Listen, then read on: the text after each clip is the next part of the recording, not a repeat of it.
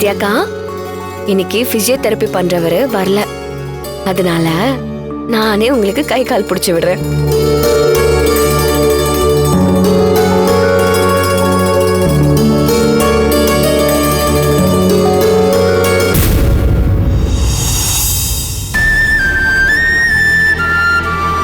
சத்யாக்கா, இந்த வீட்டுல சின்னையாவுக்கு அப்புறம் எனக்குன்னு ஆதரவா இருக்கிறது நீங்க மட்டும்தான்.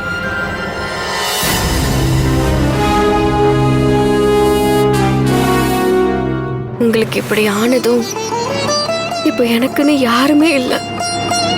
சின்னையாவும் கௌரியும் கூட நான் தான் துர்கான்னு சொன்னா நம்ப மாட்டேங்கிறாங்க.